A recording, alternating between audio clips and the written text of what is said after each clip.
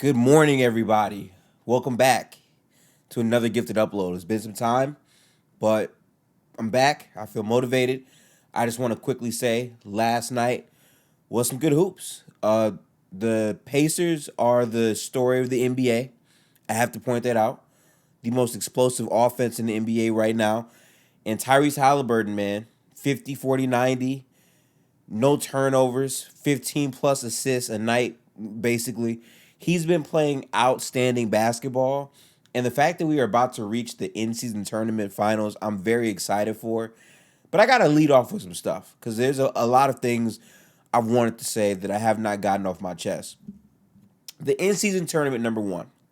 If you remember the conversations that we had in the offseason about that, I kept saying, I'm open to it. Was it a necessity for me? No, not really. And the reason behind that is I felt like NBA basketball naturally was already going to be more competitive based on the talent that is dispersed right now in the NBA, period. And just the way teams are playing basketball, the new technology that people have in the game. I feel like the game is already trending towards being more competitive on a year in, year out basis. So adding the tournament to me felt unnecessary, but that doesn't mean it's a bad idea. The NBA is experimenting with ways to make fans want to interact with the game more and all of these things. And the in-season tournament so far has really proven that NBA players at a base level are super competitive and are going to care. For the majority of the games I've watched, teams have cared. It's been high level competition. We've seen some games feel like playoff games. And the Pacers are a perfect example of a team that is a small market team, doesn't have a lot of nationally televised games in general, and most people don't view to watch the Pacers if you're a casual NBA fan. But with the in-season tournament, you're putting eyes on teams based on who's winning and like who's in those slots to make it to the finals. And we're now at a point where people have embraced it, and we're coming upon the final game. But I want to first start off with the Pacers. Obviously, they beat the Bucks last night. Tyrese Haliburton was just so good in the game. He outplayed Giannis and Dame. It felt like I know Giannis had a very gaudy stat line. He was great. But in terms of his decision making down the stretch, with his playmaking, the step back three over Brook Lopez, I mean, Tyrese just continues to be a marvel with his quickness, his IQ, his shot mechanics. Even though his shot looks a little unorthodox, he plays really good basketball. And that's what matters at the end of the day. How well do you put the ball in the hoop? How well do you create for others? How good of a teammate can you be? And Tyrese Halliburton, through and through, has been a stellar example of that at the highest level. Giannis and Dame, this is another thing that I also noted. Go tap in to the podcast I did about the Bucks that should be in my Gifted Hoops playlist. By the way, podcast come back soon, you know. But the Giannis and Dame pairing, I was saying all offseason that I know how dominant these two can be in the pick and roll, but to reduce the Bucks team to a team that it's just pick and roll and that's all that matters and they're going to win because of that, like you can just ignore the rest of the roster not having the defensive pieces, Chris Middleton's health being a concern, not really being available for a lot of this season, and even when he hasn't looked great, looks kind of older, gets off the floor slower. Like, these are things that I noted coming in.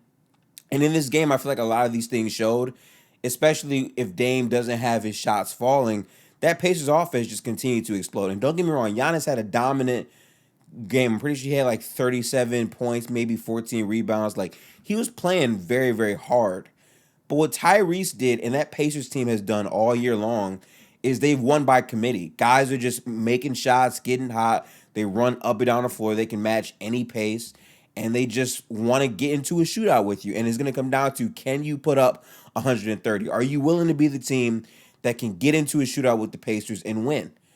Most teams have not been able to, and they've been very dominant because of that. And Tyrese's decision making with knowing exactly where to find guys, how to find guys, even in the fourth quarter, it wasn't a slow it down game for the Pacers.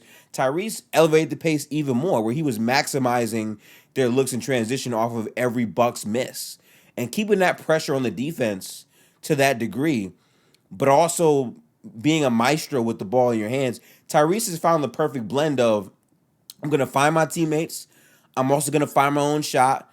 I'm also somehow not going to turn the ball over, but I'm going to take very reckless passes that I know I can make because I understand where people are going to be on the floor. And Tyrese has done that at a super high level. I mean, bro, 13 assists with no turnovers is ridiculous. That's just insane, like, court processing. So I think Tyrese deserves a ton of credit in that. Shout out to the Pacers. Bucks, obviously, this is a team that will get better as the season goes, but the coaching is questionable. The frequency of Giannis and Dame pick and rolls is questionable. And the defense as a whole for this roster is super questionable. So we got to see how all this pans out as we continue to see more hoops. But that was a great game. Now, the second game was not great. And I have to have a heart to heart with y'all, okay? I'm a humongous Zion Williamson fan. I am. If you heard the Pelicans podcast I did this offseason, I was talking about this is the biggest career year for Zion in terms of what his future might look like with the Pelicans and just as a player, like what he'll be coming back to. He's still very young. We hope that he can stay healthy. But I kept saying this, like for Zion specifically, his issue to me is he hasn't been healthy enough to get consistent tick in the NBA to improve his game and, extend the usefulness of his game. A lot of it is just athleticism, getting to the right spots and being this unstoppable force. But at the end of the day, he looks very slow. And I hate to say this, but a big part of what made Zion pop at Duke, if you remember Duke like I do, Duke Zion is one of the best players I've ever seen in my life. That's how good Zion was at Duke. Defensively, he was a hound. He was very quick, mobile. He could get up and down the court with ease. He was one of the best players I've ever seen, maybe the best in terms of like transition play, above the rim finishing, sure, but also around the rim. His touch was phenomenal, and it still is. But he looks like a much slower version. The way that he brings the ball up, he looks overweight still. And I hate saying this, but he needs more time to condition and develop for NBA basketball to get up and down the court. But he can't be playing like this. The way Zion looked out there last night and also other games, it's been kind of shaky, especially on the defensive end, where he tries to blitz pick and rolls sometimes, or he tries to blitz the ball handler, and he just get blown by every time. Like there is no resistance from Zion on the perimeter. He is legitimately a defensive liability, and because he's limited as a spacer, he's also for the most part a non-spacer. So it's rough to watch. I hope he gets better. It's still early in the season. I hope he can play this whole season healthy because I've been saying this for years about Zion. I love Zion. Zion is a great player, but when you have to come back from so many injuries and you're not playing basketball and you're more so just going through the motions and just trying to get healthy, you don't really have much of a window to improve your game. And I hope that even if this isn't a great year for Zion, he's able to finish it healthy so he can use this next upcoming summer to really get in shape, to like really train and not have these picks where he looks buff, but then when you see him on the floor, he looks overweight and looks like he shouldn't be handling a basketball. That's what I hope Zion can get to. Hopefully, something that can come this season. But if he looks like that, this Pelicans team to me, it's shaky in terms of how good they can be.